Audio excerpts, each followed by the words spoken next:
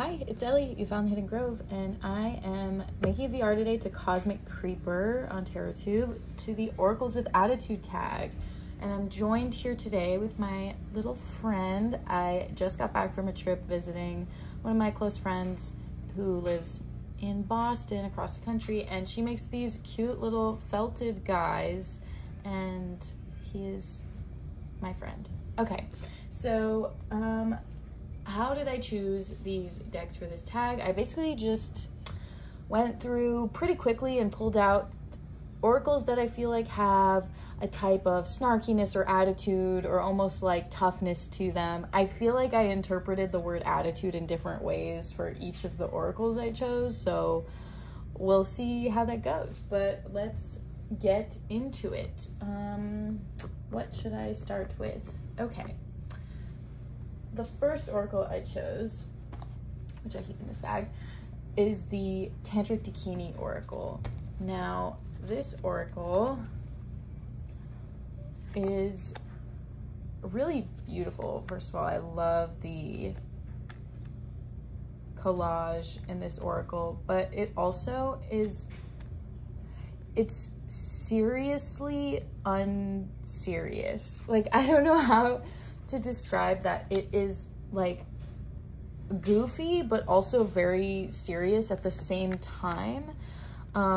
It's like the friend that uses jokes to tell you when you're fucking up or like when something's going wrong, like almost like sarcasm but in a brutally honest way, and that's what I feel like this deck is. I read this deck mainly intuitively. I haven't really delved into the guidebook, partially because I'm a bit hesitant because I've heard that the guidebook kind of like misrepresents concepts like tantra and the just what this oracle deck is based off of and what it's meant to like be referencing. The book kind of is misguiding, so that has left me a bit hesitant to read the book, but I still want to eventually. But I'm happy with the way I use this deck now because it does feel like intuitively I have enough here to not know too much of the background. Yeah, like I said, it's totally bananas. It's like very, it gives you super serious messages, but in like a joking way and like with some attitude, you know? So that is the Tantric Dakini oracle. The next oracle I have here is the Craft Decadence oracle. Now, I feel like this oracle is an oracle with attitude because I feel like the messages are hidden just beneath the surface. Like the way this oracle speaks, it gives you like a really punchy, interesting keyword, ancestral watch, and then it kind of sits back and it's like, you know what, you figure that out. I'm gonna tell you this word and it's up to you to get what it means. It's like not, for me at least, it's not the best clarifying oracle because I feel like it doesn't explain itself, or it doesn't have keywords or terms that are just like off the bat you know exactly what it means or what it's referencing. So that's why I feel like this oracle has a little bit of attitude, because it's like, I'm not going to do the work for you. You just get what you get and you got to figure it out from there. Like even the keywords underneath the keywords, like what is it? It's like title and then keywords. Contradiction prodigy, growth through paradox. Like that's just even more, I feel like I feel like it does the same thing, like manifested darkness, uninhibited gloom, explicit blues. Like I feel like the keywords and the titles kind of have the same effect. Like the keywords don't clarify the titles much more, but it's a really special oracle, and I think these messages are pretty unique, but it makes you work for sure. And that is the Craft Decadence oracle. You can find this oracle on Game Crafters. Same creator as the Noisy Museum Tarot, which I don't have, but I've been thinking about. Okay, next I have, okay, two of these guys, the Lucy Cavendish, Jasmine Beckett, Griffith Art decks, and I do feel like these little ladies, I hate that, I don't know why, I didn't like that, sorry. I feel like this deck has some attitude in it, because on the surface, it looks like kind of dolls and these like sweet, innocent figures. And then you realize, oh, they're not so sweet. They're really, look at her side eye. Look at her. I don't know. She's just like, you better fix yourself. Like they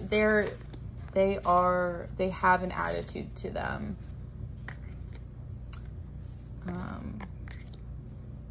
But also like, I don't know, like a pureness in their messages. Like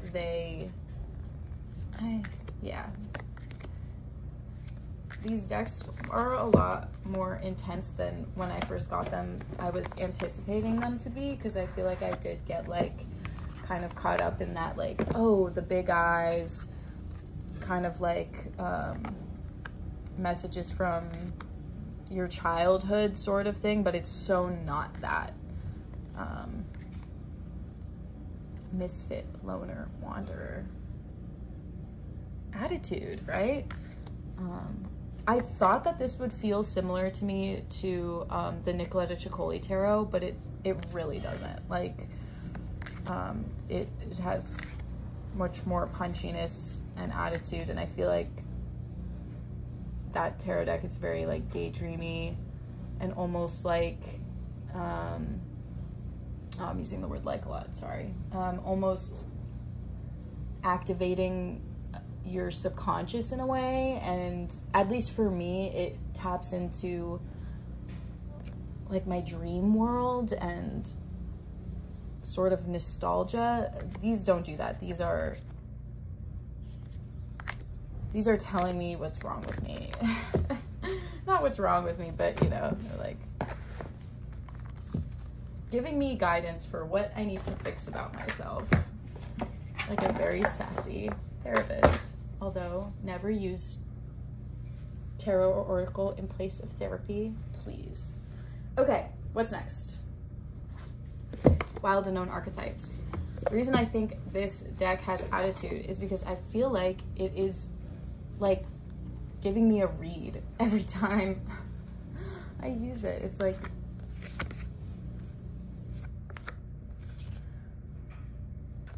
yeah, for me it's the way I use it, I like using this deck on its own, not with any other decks, just the archetypes and very specific types of archetypal readings, not as a clarifying, not as a addition to another reading. So because I feel like I'm tapping into that real like archetypal energy and, you know, applying it to myself, that's why I feel like sometimes I get attitude from this deck, because it's like,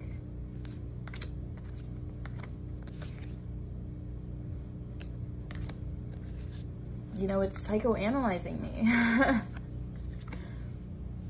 And I also really like the spreads from the guidebook of this deck.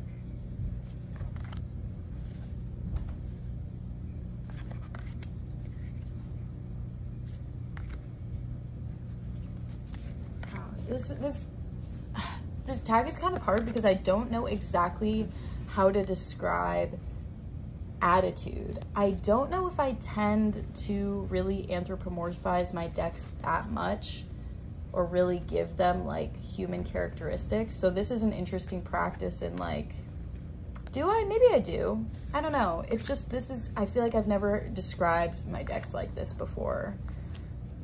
So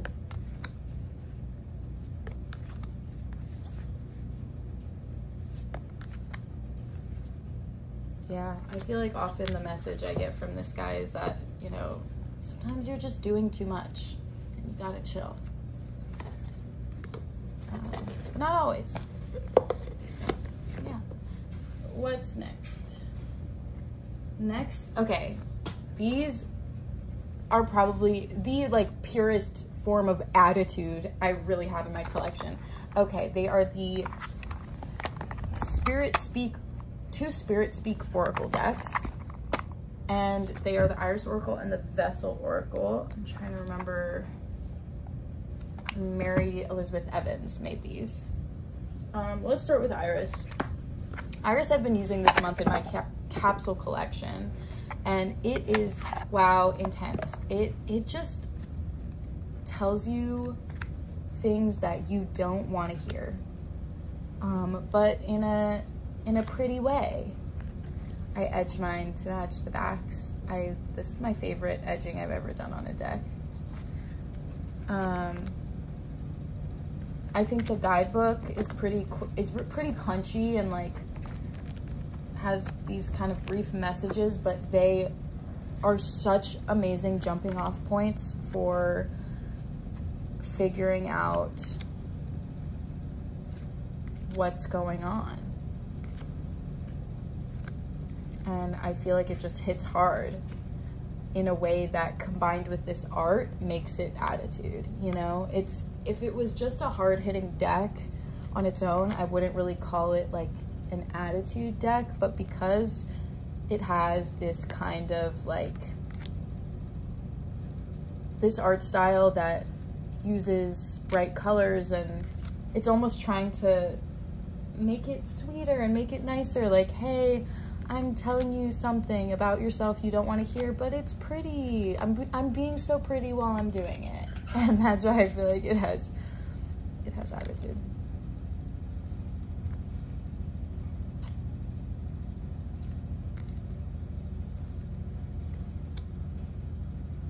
It also has some comforting messages in here, but I don't really pull those that often. I get like laughing and crying. And yeah. So there's that one. And then another deck that I just feel like has some like pure attitude going on is the Vessel Oracle. This Oracle is, so it's an emotions deck. But it's not an emotions deck in the way the Reclaim Oracle is. It's an emotions deck in you're feeling this way and you have to deal with it. Like,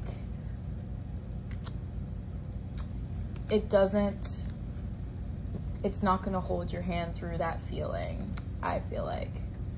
And I guess mostly I get the feeling words in here, but like fear and change. But there's also keywords like begin and abundance. So it's kind of an all-arounder, but I feel like generally this deck is telling me what feelings I'm suppressing, and also telling me that I just need to heck and deal with them in a very sassy way.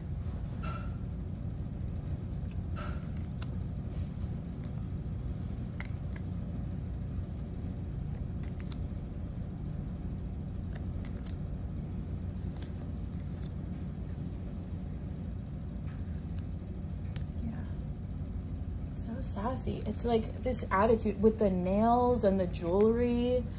I just feel like it has that attitude. Yes. Okay, what is left? I have, wow, I'm moving pretty fast. This is good. I have two more decks to show you. Sovereign Oracle.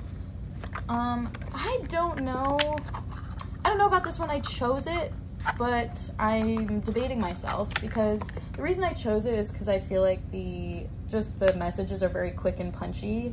It's like, listen, dude. I don't know.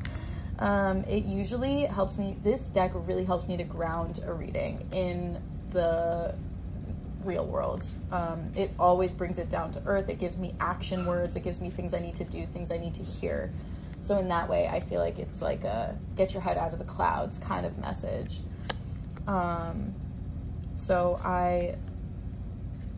It works in any reading, honestly.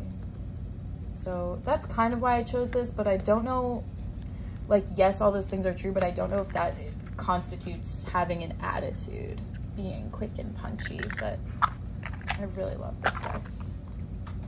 Okay, last but not least, this is last one because I'm also not so sure. Let me move these guys in the way so you can be a star.